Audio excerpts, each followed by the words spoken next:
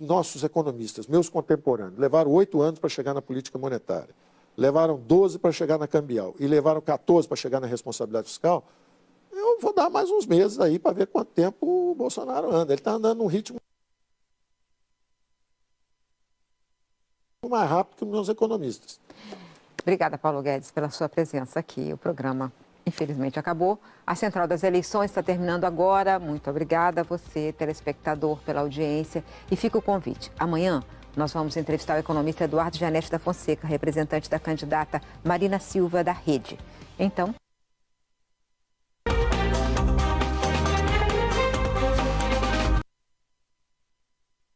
né? E elas têm esse valor total de 437 bilhões. Não são, esse total não é do governo, porque tem ações em mercado.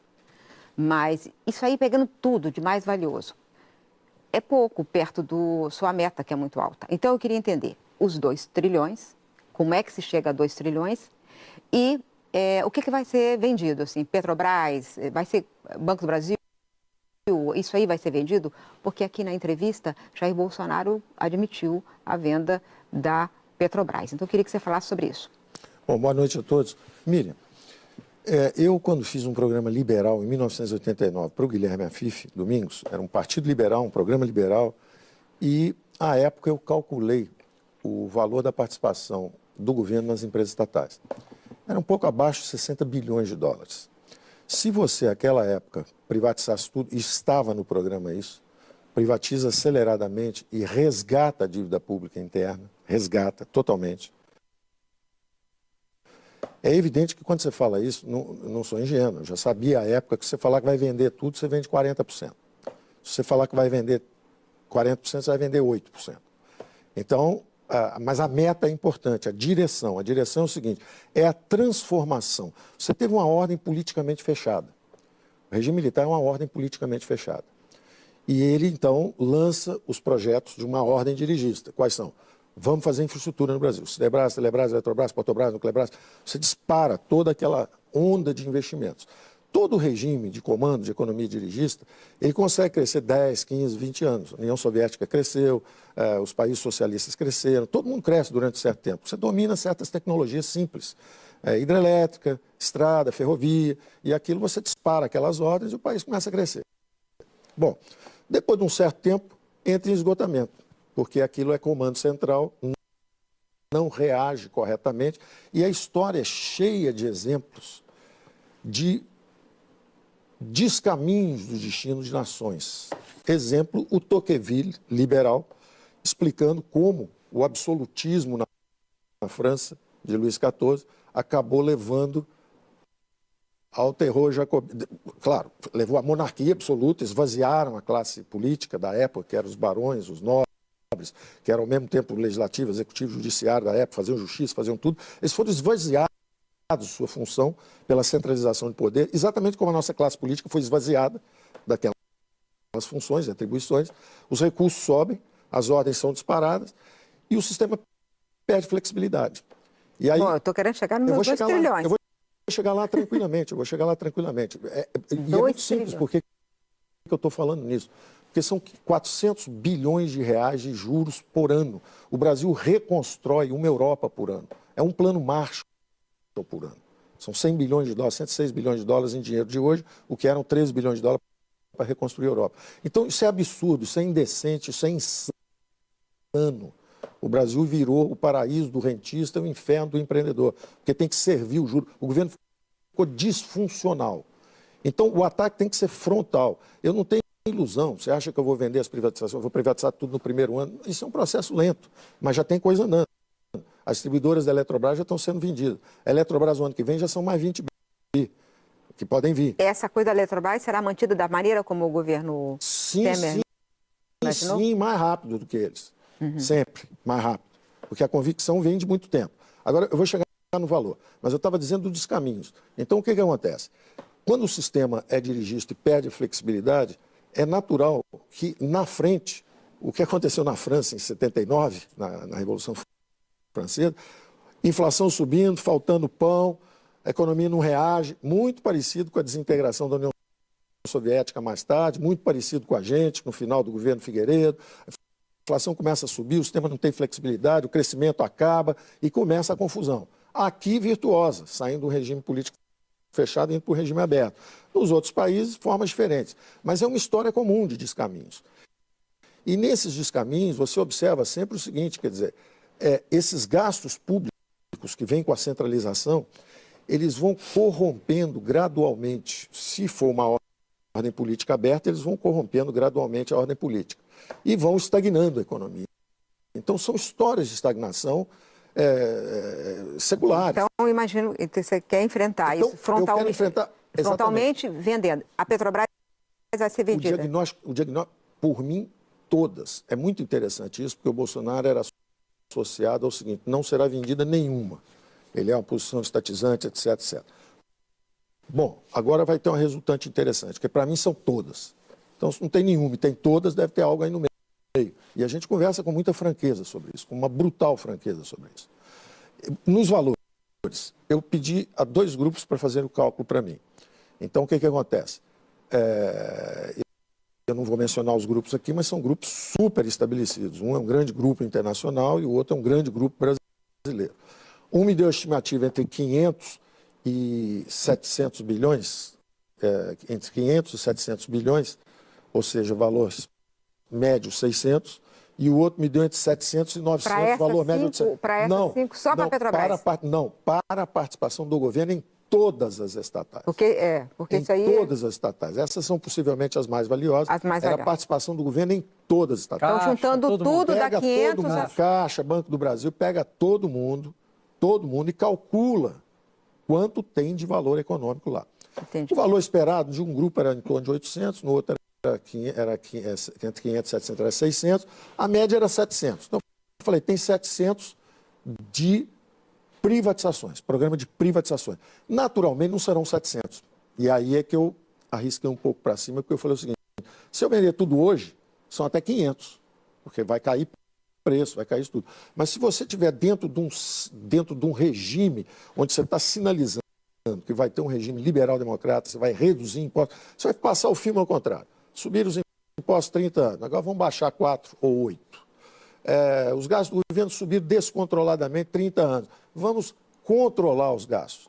Você não precisa nem cortar muito, é não deixar crescer. Então vamos adiante. Eu vou chegar no valor. Não, você já falou que vai mais do que isso. 700 a 800. Isso aí é o valor total, Isso, né? no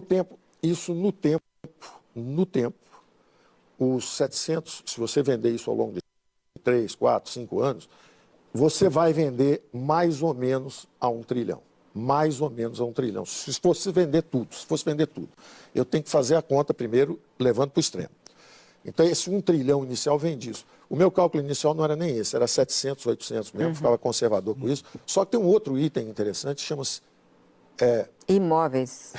700 mil imóveis, que vão desde o Ministério da Fazenda, aqui no Rio de Janeiro, que o Ministério já está há muito tempo lá em Brasília, mas tem um prédio maravilhoso aqui, até aquele que dissolveu lá em São Paulo. Seguramente aquele prédio que dissolveu lá em São Paulo é da União. Aquilo ali devia valer uns 100 milhões, a uma taxa média de 10% custo de oportunidade nos últimos 5, 6 anos aí. Aquilo significa 10 milhões por ano. Está todo mundo doido para fazer pergunta aqui, Paulo Guedes. Peraí, deixa eu só terminar. Com 10% ao ano, você já tinha arrumado casa para todo mundo. Então você fica com um ativo derretendo na sua mão até cair. Se você pegar o valor 1 milhão, que é um valor baixo para 700 mil imóveis, dá outros 700, 800 bilhões.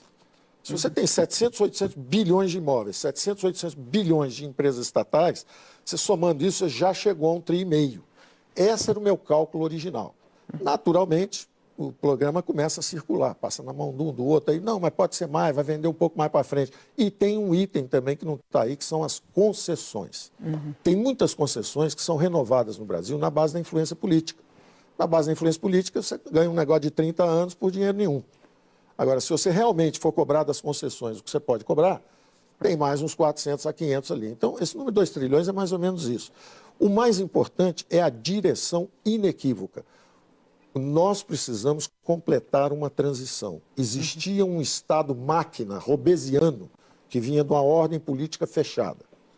E agora nós queremos um Estado, vontade do povo, russoniano, é um Estado de Rousseau. A vontade do povo é saúde, educação, saneamento, segurança pública. Essa transformação tem que ser terminada. Paulo Guedes, o Bolsonaro...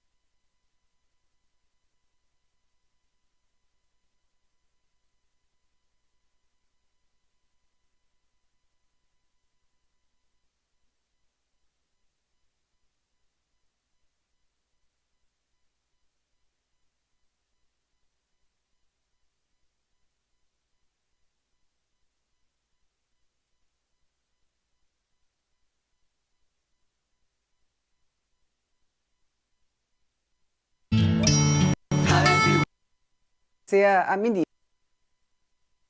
21 dessa faixa de 16 a 24. Cumprir as influências políticas, você ganha um negócio de 30 anos por dinheiro nenhum.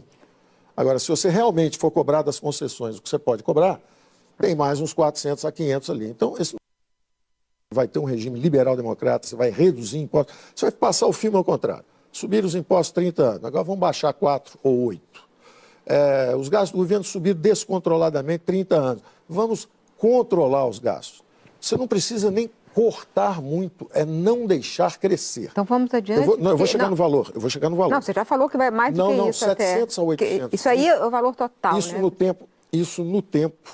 tempo, os 700, se você vender isso ao longo de 3, 4, 5 anos, você vai vender mais ou menos a 1 trilhão. Mais ou menos a 1 trilhão. Se fosse vender tudo, eu tenho que fazer a conta primeiro, levando para o extremo. Então, esse 1 trilhão inicial vem disso. O meu cálculo inicial não era nem esse, era 700, 800 mesmo, ficava conservador com isso. Só que tem um outro item interessante, chama-se... Imóveis. 700 mil imóveis, que vão desde o Ministério da Fazenda, aqui no Rio de Janeiro, que o Ministério já está há muito tempo lá em Brasília, mas tem um prédio maravilhoso aqui, até aquele que dissolveu lá em São Paulo. Seguramente aquele prédio que dissolveu lá em São Paulo é da União. Aquilo ali devia valer uns 100 milhões, a uma taxa média de 10% de custo-oportunidade nos últimos 5, 6 anos aí. Aquilo significa 10 milhões por ano. Ó, tá todo mundo doido para casa... fazer pergunta aqui, Paulo Guedes. Peraí, deixa eu só terminar. Com 10% ao ano, você já tinha arrumado casa para todo mundo. Então você fica com um ativo derretendo na sua mão até cair. Se você... Nesse assunto sobre as privatizações, eu queria entender um pouquinho mais a questão dos prazos, né? Quando a gente fala de Petrobras, Banco do Brasil, Eletrobras, a gente depende do Congresso, né? A gente viu que a Eletrobras está enrolada há mais de um ano lá. Ainda tem a questão da modelagem econômica, que toma tempo, do sistema Telebrás foi mais de um ano. Tem os editais que passam pelo TCU, quer dizer, tem toda uma programação ali que vai para mais de ano. Você falou em 5, 6 anos. Então, a coisa que você está pensando para além do mandato, de um eventual mandato do Bolsonaro. E outra questão que eu queria também falar, entender, na verdade, quando você fala sobre esse 1 trilhão, está levando em consideração estatais que não são do governo federal, que são dos estados?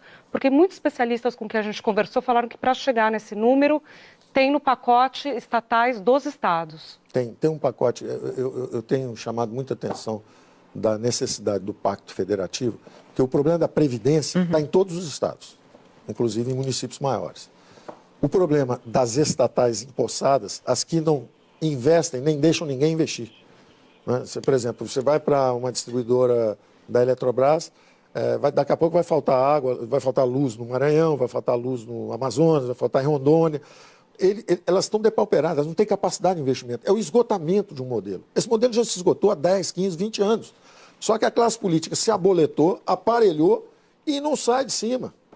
E está atrasando o desenvolvimento do Brasil, porque eles não investem, não têm capacidade de investimento e, ao mesmo tempo, é um monopólio público.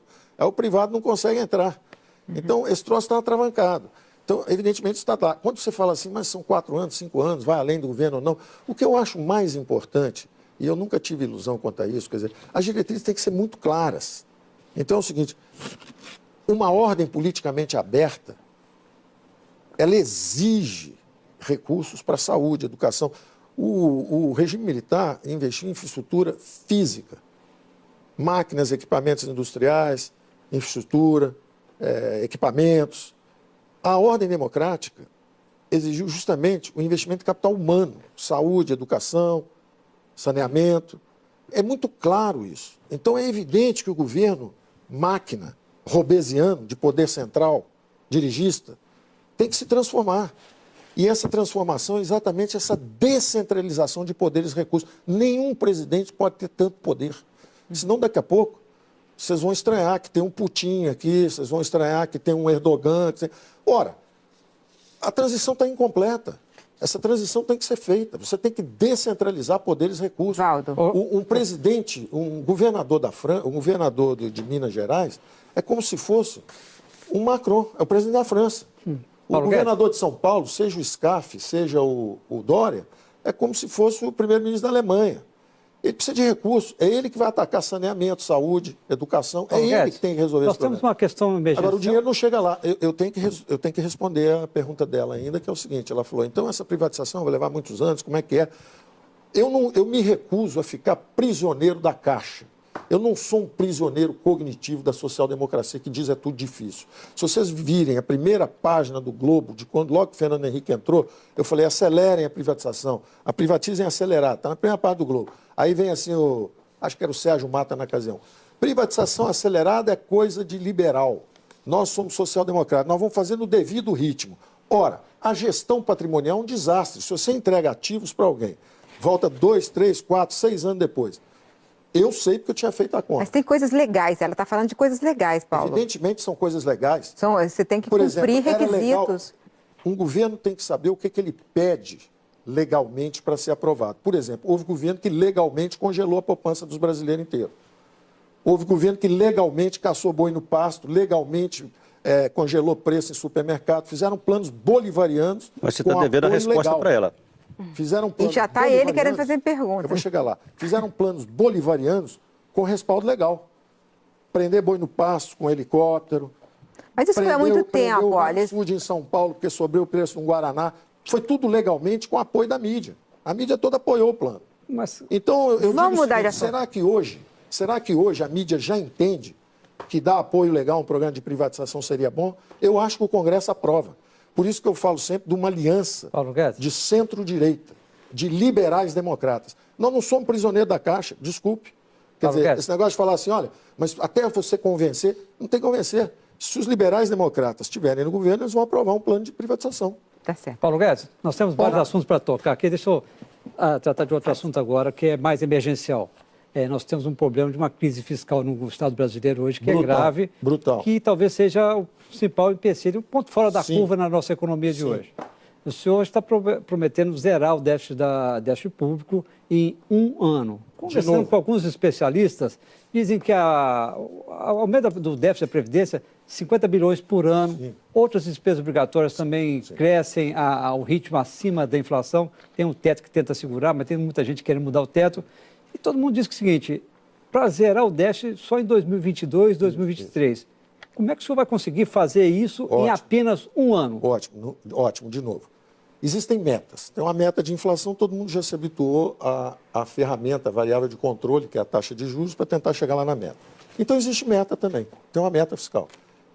Eu quero zerar em 1 ano. Aí eu rodo, converso com a turma da Caixa. A turma da Caixa, toda Caixa que eu digo é o dentro da Caixa.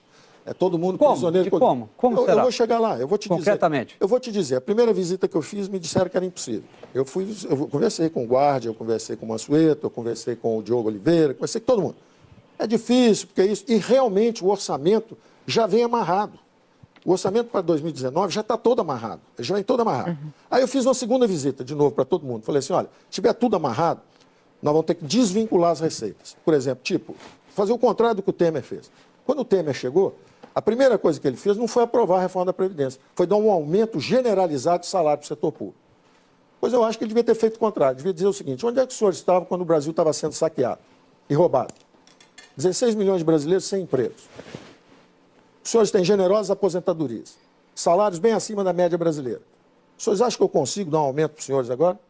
O Brasil quebrou, eu não sei se tem recursos para salvar os senhores. Vamos fazer o seguinte, vamos ficar 1 ano contribuindo para o Brasil, dando uma explicação para a sociedade que vocês estão também fazendo uma parte do sacrifício? Isso é uma conversa possível. Agora, na mesma hora começou a aparecer dinheiro. Agora, eu fui a segunda vez ao mesmo time. Eu fui a segunda vez ao mesmo time. Deixa eu te dar os números. Não, é que nós temos um Não, mas deixa eu te dar os números. Pois é, deixa eu te dar os números. apareceu o seguinte, tem 300 bilhões de desonerações, eu acho que aí de 10% a 20%, aí entre 30% e 60% talvez apareça. Aí o outro me falou o seguinte, olha, tem também a cessão da Petrobras, a cessão onerosa. A cessão onerosa pode dar um líquido aí uns 60 a 70 bilhões, porque a Petrobras vai te dar 100, você paga 30 para ela, na verdade 90 e poucos, te dá 30, tudo bem.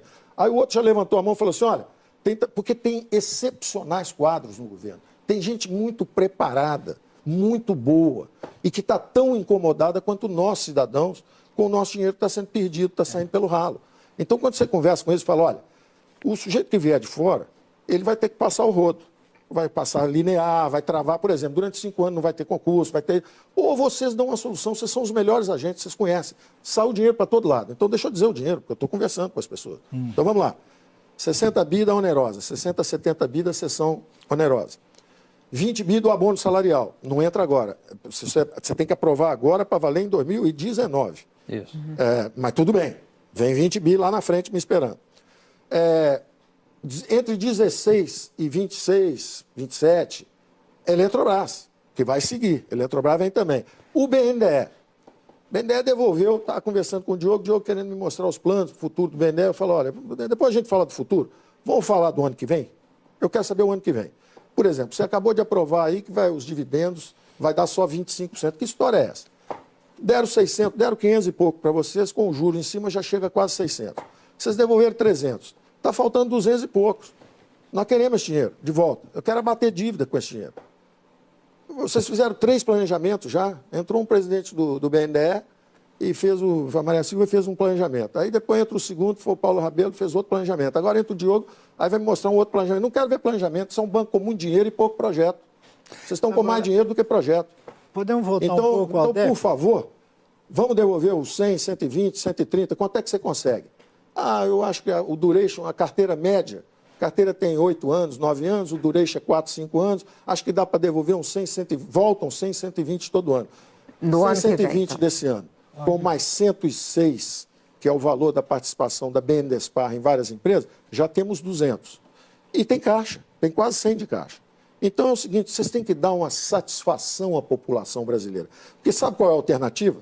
A alternativa é entrar lá o nosso candidato, o presidente Bolsonaro, que diz o seguinte, vou abrir a caixa preta, quero ver o dinheiro que foi para não sei aonde, vou escandalizar esse negócio, vou politizar esse negócio. Vamos dar uma satisfação à população brasileira? Vamos mostrar que o BNDES sabe fazer um ano de sacrifício? Agora, voltando então a essa questão, a gente tem um gráfico aqui que mostra a divisão das despesas do governo, como elas vêm ocorrendo. Ali na linha amarela, nós temos as despesas obrigatórias, que é basicamente previdência, pessoal e programas sociais. A linha vermelha são as tais despesas discricionárias, funcionamento da máquina, custeio, investimento, etc. O que está claramente acontecendo é que a despesa obrigatória, que não tem como mexer, está subindo, e as outras estão caindo. Para o ano que vem, na lei de diretrizes orçamentárias, ali onde está 128 bilhões de gasto discricionário, está 90, está 100 bilhões para o ano que vem. Então, se zerar isso, não gastar nada... Não é para zerar, não dá para zerar. Então, isso que eu estou falando. Então, essa é a questão. Argumentando por absurdo. O problema maior... Né, que já está arrochado ali. Por absurdo, se você zerar isso aqui, não é isso. Não fecha o déficit. Não fecha. Agora, ali continua subindo. A previsão ali na linha amarela é de você ter um gasto subindo de 635 bi na Previdência, um gasto dos 322 na Folha, com aumento. Há oferecimentos do governo Temer ainda, com apoio do Rodrigo Maia, de que se os candidatos estivessem de acordo, poderiam tentar votar ainda esse ano. Então pode ser e pode não ser. Eles não estão de acordo. Depende da nossa maturidade política. Não é? Dois presidentes podiam ter feito uma reforma importante. O Fernando Henrique Cardoso preferiu a reeleição. Ele conseguiu ser reeleito. Ele fez uma reforma da Previdência. Perdeu por um voto, né? Ele perdeu por um voto perdeu por um voto. A idade mínima. Isso, né? Perdeu por um voto, coitado. Mas não era a prioridade dele. A prioridade era a reeleição. Tanto que ele fez uma medida constitucional. Da mesma forma, o Michel Temer. A prioridade dele qual foi? Não foi a Previdência. Se fosse a Previdência, ele faria a Previdência primeiro. Ele fez o aumento de salário. Mas eu gosto da sua linha. A sua linha é o seguinte. É evidente que vai furar o teto. Tem um teto e tem as obrigatórias subindo. Ora, o teto não fica em pé sem reforma. O teto cai. Não tem parede para segurar, o teto vai cair. Nós queremos isso? Não. Nós queremos o teto. Eu quero o teto. Se o meu diagnóstico, o nosso diagnóstico, eu esperava que fosse o diagnóstico de todo mundo nessa altura do campeonato. Quer dizer, quando os militares entraram, está 18% do PIB o gasto de governo, como percentagem do PIB. Aí vai subindo, 22, 26, 28, subindo ininterruptamente. Só tem esse traço em comum ligando toda a nossa história os últimos 40, 50 anos. Uma expansão descontrolada de gasto público. Aí tem uma questão que é o seguinte, é a questão... Não, só terminar o que isso significa. Não é acidente que quando o poder corrompe. O poder absoluto corrompe absolutamente. Então, se o jogo político nosso, se a nossa montagem é em cima desse aparelho estatal, Brasília é Versalhes. Você substitui a guilhotina pela guilhotina midiática, cai um pescoço por dia, vai preso, Lava Jato. Então, eu estou muito otimista em relação ao Brasil. Não é, eu sou um crítico permanente de tudo, por formação, por vício de formação. Se você é um médico, você vê doença, você olha e quer mexer. Agora, você tem que ver que nós estamos fazendo um aperfeiçoamento institucional extraordinário. Quando você teve o impeachment, foi uma declaração de independência do Legislativo. Aí o Executivo comprou o Legislativo, seja para reeleição, seja depois um mensalinho, depois um mensalão, não interessa. O Executivo comprou o Legislativo. Aí o Judiciário despertou e prendeu os dois. Prendeu o que comprou e o que vendeu. Então está o presidente Lula hoje preso porque ninguém está acima da lei, está o Eduardo Cunha preso porque vendeu influência, sustentação parlamentar, e o Sérgio Moro botou os dois. Então, por que eu estou dizendo isso? Porque está muito clara essa ligação entre a aparelhagem do Estado e a corrupção. A gente está entendendo, mas a questão é o seguinte, a gente não está entendendo como é que você vai fazer a equação econômica. Eu chego lá, Miriam. A equação econômica é o seu forte. Eu chego lá, eu só quero saber se nós estamos de acordo no seguinte, tem 3 grandes despesas públicas. O passado mal resolvido, que são os juros da dívida. A gente fez tanta besteira lá atrás, mesmo os melhores planos nossos, como o Plano Real, juros de 70%, é uma insanidade. É uma insanidade. 60%, 50%, é uma insanidade. Revela a falta de dimensão fiscal. Você perguntar, por que deu errado o Cruzado? Não tinha dimensão fiscal. Por que deu errado o Plano Collor? Não tinha dimensão fiscal. Por que o Plano Real deu certo? Porque tinha dimensão monetária, uma dimensão importante, mas não tinha fiscal.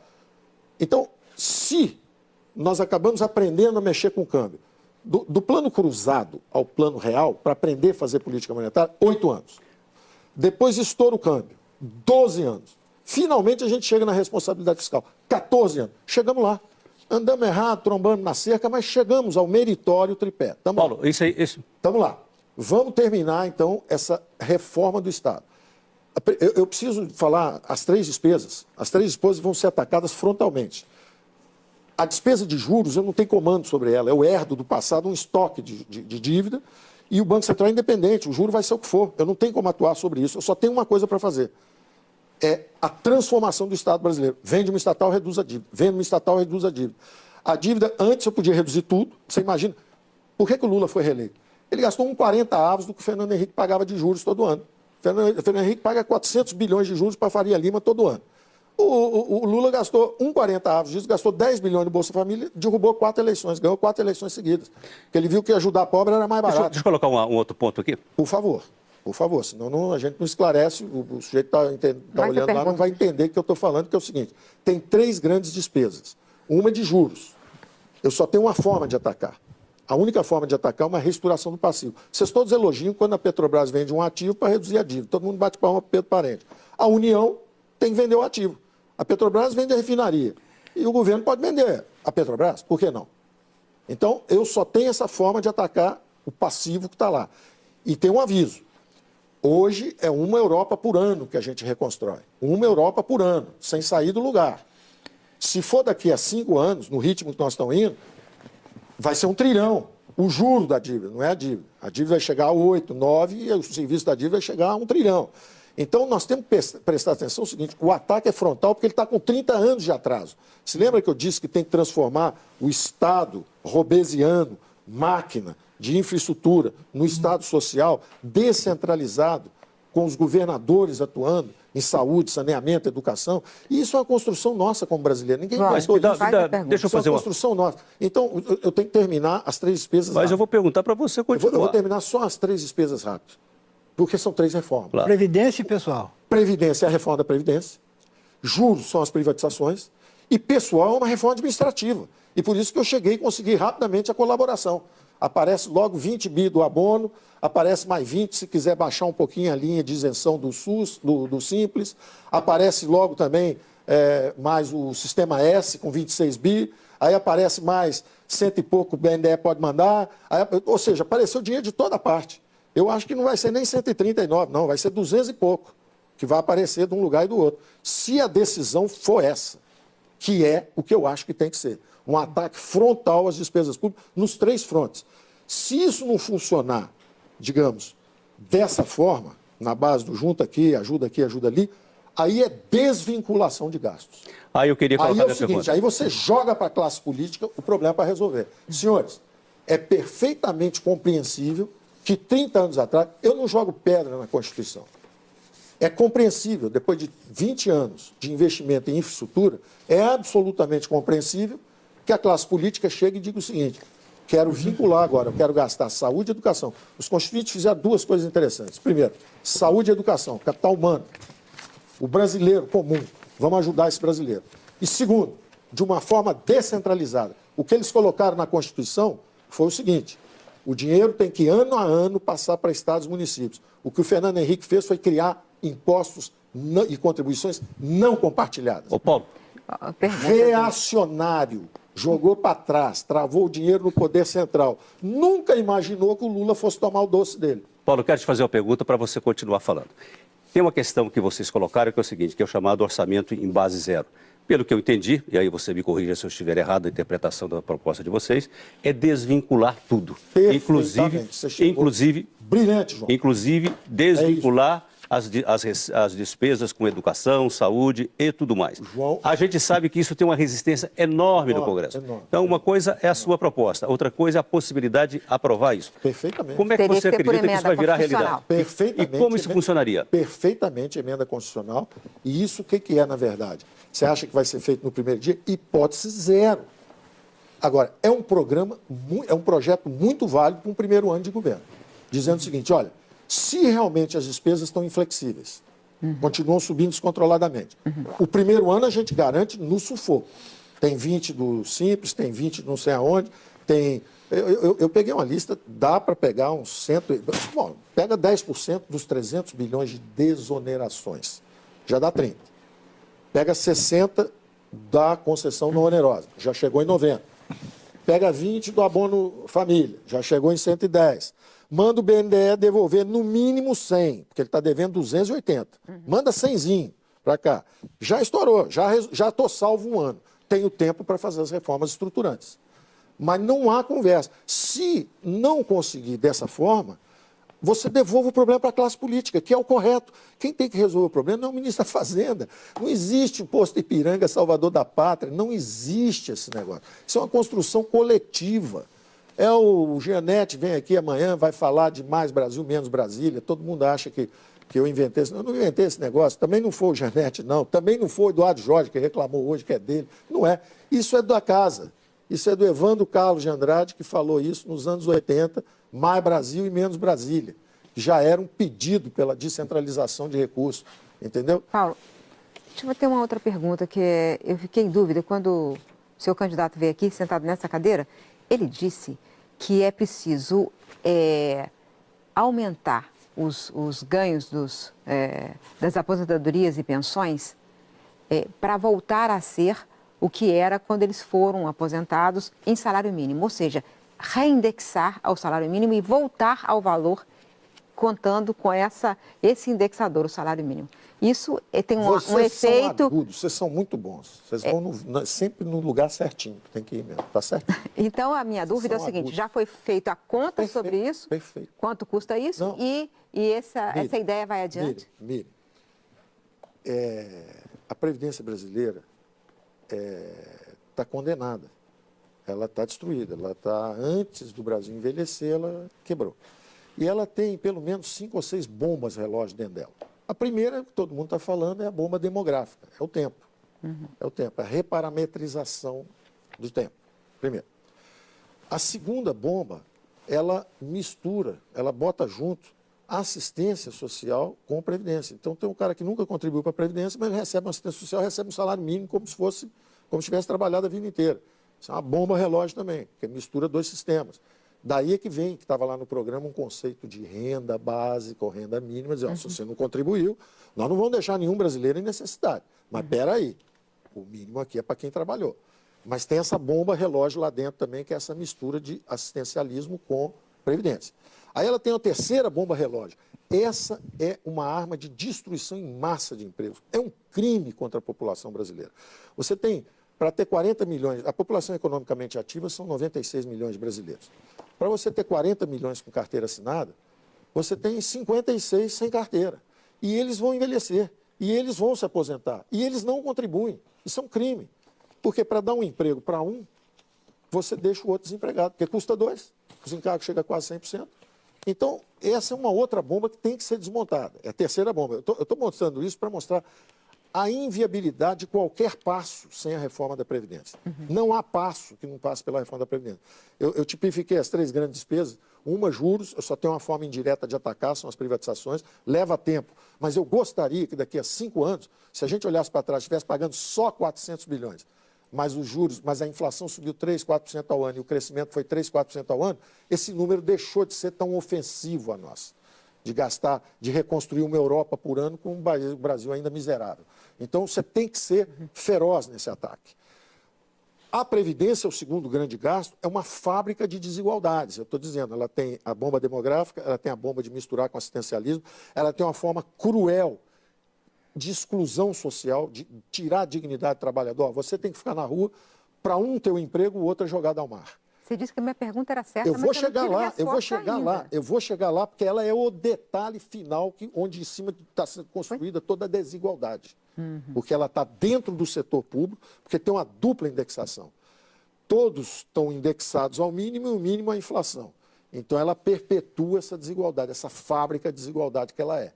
Então, eu estava dizendo, ela primeiro tem a bomba demográfica, tem o assistencialismo junto com a aposentadoria, ela tem um encargo trabalhista, a forma mais cruel de financiar um sistema previdenciário. O quarto grande crime dela é essa fábrica, é ser uma fábrica de desigualdades. Ela é uma fábrica de desigualdades mesmo, quer dizer, o senador da República, além de viver bem... Eu concordo com tudo isso, Paulo. Eu quero saber só o seguinte, se for recuperar em valor de salário mínimo as aposentadorias, significa que essa bomba aumenta. Não é isso? Então nós dois estamos de acordo, que aumenta de acordo, mas o senhor não está de acordo com o seu candidato. Mas o seu candidato não. Olha, você vê que coisa interessante, né? Há diferenças, às vezes, de opinião entre nós. Mas você está propondo o oposto do que você está propondo. Bom, se você olhar o programa lá, não está escrito nem a opinião dele, nem a minha. Né? Eu imagino que vai haver uma coalizão de centro-direita em torno de um programa liberal na economia, onde nós vamos tentar convergir os sistemas. E aí eu chego finalmente ao último grande defeito desse sistema previdenciário atual. A grande dúvida é o seguinte, você vai ter grandes poderes, segundo, se Jair Bolsonaro for eleito, e aí qual a opinião que vai valer? Miriam, não se iluda. Ninguém terá esses poderes, muito menos um economista. Isso é uma sociedade democrática. Um economista vai propor coisas duras, o presidente vai chegar e vai dar uma maciada, aí depois, quando ele for negociar com o Congresso, vão dar outra maciada, e vai sair de lá um negócio que não é o que o economista quis, mas também não é o que a turma queria. Como sempre acontece. Como sempre aconteceu. É a história do Brasil.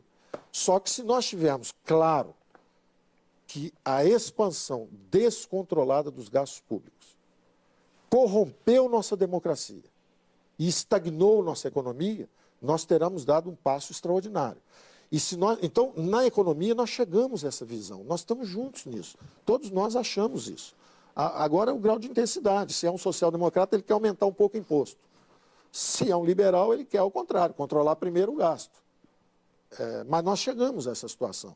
O grande enigma que devorou a classe política brasileira, né, é interessante, isso é uma imagem clássica sobre a Revolução, né, francesa, Danton, Robespierre, um clássico exatamente analisando isso, dizendo assim, que tragédia ver uma revolução devorando seus próprios filhos. Quem é que imaginaria que o Lula ia estar preso? Quem é que imaginaria que a classe política brasileira estaria quase desmoralizada 30 anos depois de uma redemocratização? Que frustração terrível. Eu não olho por esse ângulo, eu olho pelo outro ângulo. Nós somos uma sociedade aberta, nós somos uma democracia em transição, uma democracia emergente, fazendo um extraordinário processo de aperfeiçoamento institucional. Aprendemos a fazer um impeachment, uma declaração de independência do Legislativo, o Judiciário despertou agora e prendeu quem compra e vende poderes, e agora, depois de bastante tempo fazendo meritória inclusão social através de programas sociais, nós temos que entender que a forma de escapar mesmo da miséria é com a economia de mercado. Se as vítimas do socialismo, 3,5 bilhões de eurasianos, estão escapando da miséria, chineses, russos, ex-socialistas, estão mergulhando nas correntes globais de comércio, como é que nós achamos que nós vamos criar uma classe média emergente sem irmos nesse caminho? Paulo, eu vou fazer um intervalo agora. Voltamos já com o segundo bloco dessa entrevista com Paulo Guedes, assessor de economia do candidato Jair Bolsonaro. Quando eu puder mexer, me fala.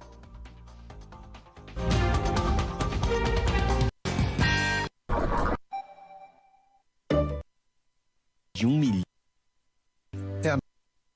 Interessantemente, o Ministério... Fazer uma série de perguntas para você, SL.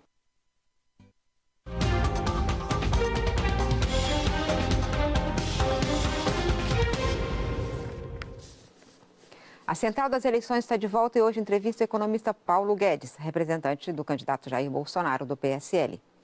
Paulo, agora a gente só tem 15 minutos, vamos fazer uma série de perguntas para você. Eu queria começar com o agronegócio. O agronegócio é importante no país, é uma força, tem muito dinamismo, é o que garante as exportações, enfim, todo mundo sabe da força do agronegócio.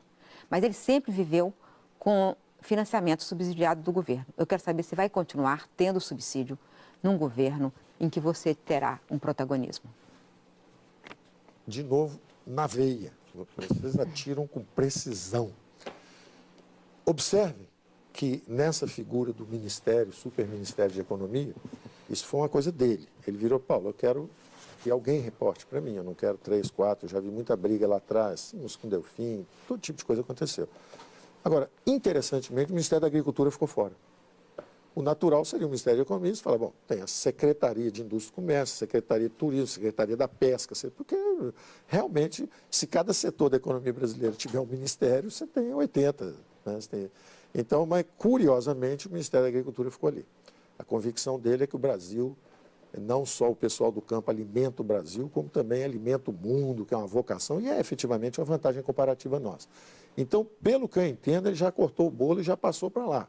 Quer dizer, você não vai mandar na agricultura, mas parece você... que está fora do meu alcance. Dito isso... Mas como a fazenda, na economia, é que decide se tem subsídio ou não tem subsídio. Você quer combater subsídio, vai combater esse. Evidentemente, para mim, tudo tem que ser horizontal. Então, essa é a sua teoria. Todo mundo igual. Agora, veja bem, se o dólar está indo para 4, daqui a pouco está 4,50, está subindo o dólar, está chovendo dinheiro no campo, aí, de repente, tem que ficar...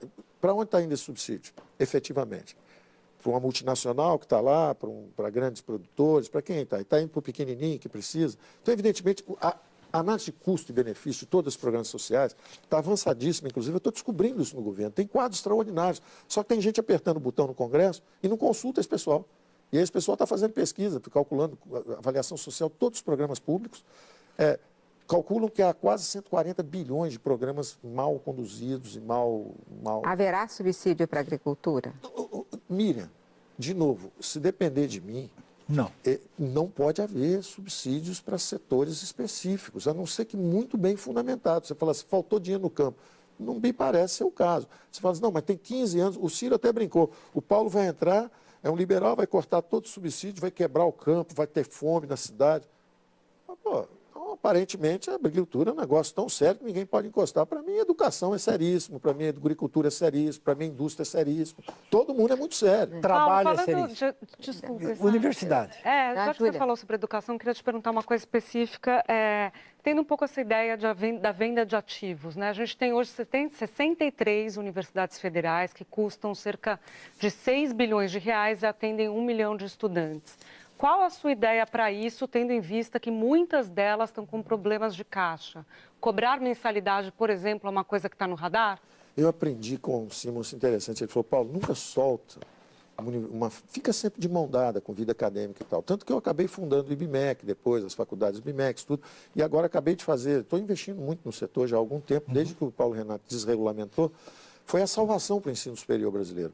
Porque 75% hoje do ensino superior é privado. O setor público está quebrado, ele não tinha capacidade de investimento mais. Então, teria dado um nó total se não fosse o setor privado entrar. E, evidentemente, de novo, o Brasil está de cabeça para baixo em tudo. Ele está de cabeça para baixo do ponto de vista de recursos, muito com a União e pouco com estados e municípios. Ele está de cabeça para baixo na educação também. Se você olhar, 2/3 é gasto no andar de cima. E lá embaixo, onde é o mais importante, que é pré-escola, James Heckman, PhD de Chicago, prêmio Nobel, de 0 a 3 anos é que é definida a sorte da criança. Aí depois vem o ensino básico. Né? Se perguntar coisa que talvez eu tenha mais orgulho, é ter saído do 0 para 1 milhão de alunos, no que se chamou Abril Educação, e hoje está num grupo grande aí que comprou. Nós atendemos 1 milhão de jovens no Brasil inteiro, trazendo conteúdo educacional da melhor qualidade. O sujeito está estudando geografia no interior do Brasil, ele está tendo aula do National Geographic, Mas você pretende cobrar mensalidade, Paulo? O que eu acho? Gente, eu vou defender sempre o que é correto, do ponto de vista técnico. Do ponto de vista técnico é o seguinte, quem pode pagar, deve pagar. Se está na universidade pública, privada, eu não sei, mas deve pagar. E quem não pode pagar, deve ter o voucher educação. Sim. Então, o voucher educação, para o jovem, ele tem que ter o direito de escolher. Ele pode escolher uma escola pública, entra lá ele não é cobrado, ou ele pode escolher uma escola privada. E vai para lá, e lá querem cobrar dele, ele entrega o voucher educação. Não é como fez, é diferente. A importância é o acesso educacional.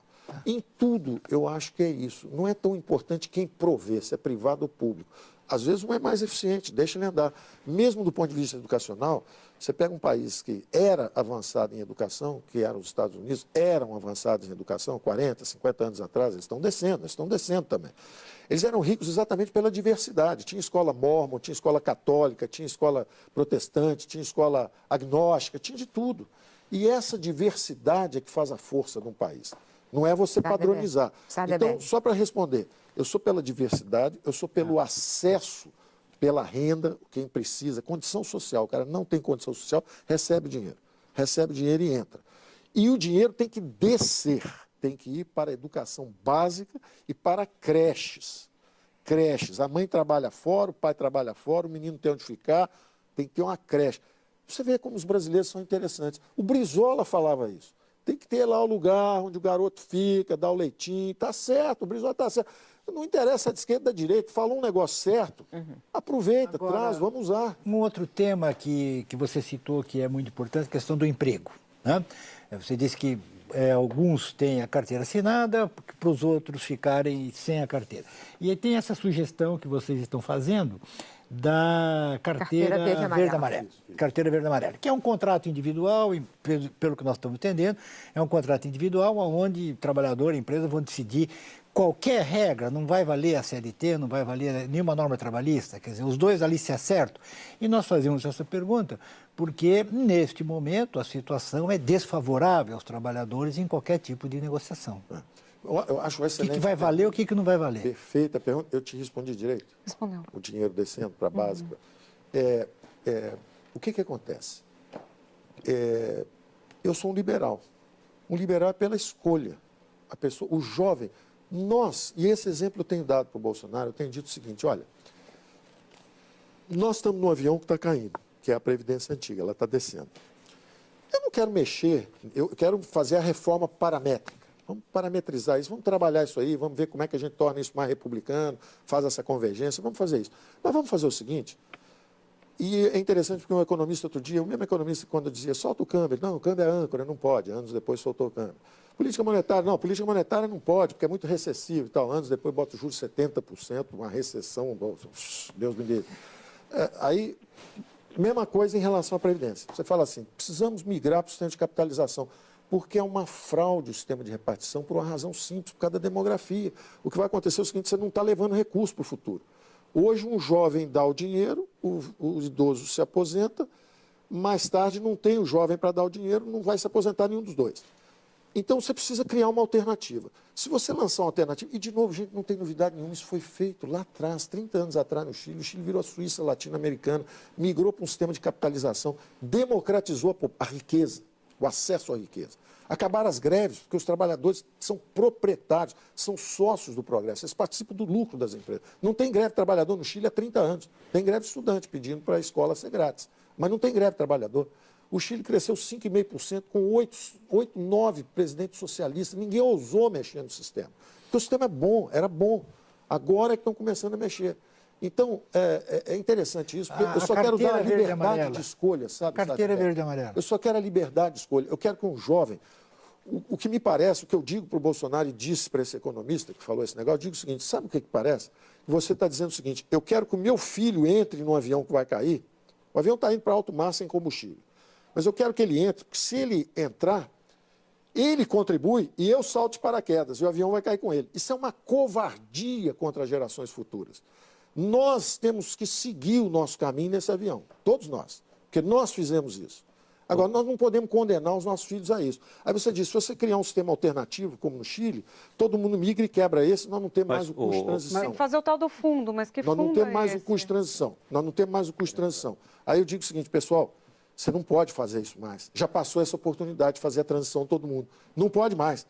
Quem já votou no Fernando Henrique, no Lula, no Sarney, não tem mais a chance de voltar para o sistema novo. É só o menino que estiver chegando agora. Paulo, eu queria trazer outra questão. Quem tiver com 16 anos, 17 anos, pode escolher. Porta da esquerda. Você tem sindicato, você tem legislação trabalhista para te proteger, você tem encargos, você tem uma opção de coisa lá. Porta da direita. Contas individuais. Não mistura assistência com previdência. Assistência é renda básica. Você não contribuiu, você tem a renda básica. Você contribuiu, você tem o salário mínimo lá na aposentadoria. Não tem encargos trabalhistas. E a legislação é como em qualquer lugar do mundo. Se você for perturbado no trabalho, você vai na justiça e a justiça resolve o seu problema. Acaba com o FGTS? João quer fazer uma pergunta. Acaba com a O FGTS, o fundo de investimento do FGTS, sim, que é onde está um bom pedaço da corrupção. O FGTS, como mecanismo de acumulação do sistema antigo, deixa ele rodar, deixa ele seguir rodando. O sistema novo não tem. O sistema novo tem um sistema novo. E a carteira verde e amarela, como é que seria? Essa carteira é justamente isso. Não vai ser. Isso era só uma coisa assim para dizer. Mas está escrito lá, inclusive. Eu sei, mas eu estou dizendo, isso aí é um documento político, não é? Aquilo ali é um negócio dizendo assim, carteira. Não é para levar a sério? Não, é para ser super a sério. Porque hoje é uma carteira azul. Então vai ser uma carteira verde e amarela. Tá, então mas como é a que vai minha ser? opinião é que dentro de um ano vai ter uma identidade digital, não vai ter carteira nenhuma. Não, Vai ser tudo bem, mas identidade isso é o digital. formal. Mas a questão ideia é o contrato. A ideia individual. é o seguinte, eu acho, Sardenberg, que você não pode condenar o seu filho a ser obrigado a entrar no velho regime trabalhista previdenciário. Gente, já se falou muito da carta O João quer fazer uma do, pergunta. do Mussolini. Então, dê uma opção para o seu filho de entrar ou não nesse sistema. Paulo, é opcional. Paulo, Opcional. outra questão aqui que eu queria te colocar é o seguinte, você é conhecido como um pensamento liberal, como você se declara e tem essa definição. Está assessorando um candidato que o histórico dele é que votou contra a lei de responsabilidade fiscal, contra a privatização e tudo mais. Tem Contra a quebra do monopólio. Quebra do monopólio, apoio a projetos corporativos no Congresso. E você está emprestando o seu nome de economista liberal para um candidato e, pela entrevista, você está emprestando também até um certo pensamento político. E você é um analista de risco. Não há um risco disso? Você não corre o risco de chegar lá na frente e dizer, olha, esse meu aluno não funcionou muito bem, não aprendeu tudo? Bom, você vê que o mercado é um organismo interessante, né? Porque o mercado começou a botar o preço do dólar um pouquinho para cima, foi subindo, pensando nisso tudo possivelmente. Será que vão convergir, que não vão convergir? Eu não atribuo importância nenhuma a mim, tem uma diferença muito grande. Eu acho que o Jair Bolsonaro tem necessidades da população brasileira que às vezes a gente percebe, às vezes não. Se você perguntar para qualquer um de nós, dentro do que eu chamo a bolha, que é onde eu vivi também bastante tempo, a gente vai falar assim, quais as funções mais importantes do Estado? Saúde, educação, acesso à saúde e educação. Diria um chinês que isso é coisa muito recente, é coisa só de 200 anos. Se você voltar aos constitucionalistas ingleses, você voltar a Thomas Hobbes, natureza é vermelha na mandíbula, nas garras, o homem é o lobo do homem, nós precisamos proteger, daí o Estado-máquina surgir, absoluto, forte, para não deixar violação de vidas, propriedades, etc, etc. E aí vem logo depois o John Locke, do direito do governo civil, falando a mesma coisa, falando quem é que vai trabalhar num lugar onde o fruto do seu trabalho, do seu esforço não é preservado. Mas e o risco então, Bolsonaro? O Bolsonaro subiu, ele está subindo politicamente, é importante a gente entender isso, tem nada a ver com a economia. A gente pode discutir o que a gente quiser aqui, nós estamos falando dos formadores de opinião, das coisas mais sofisticadas, de onde vai o preço do dólar, etc.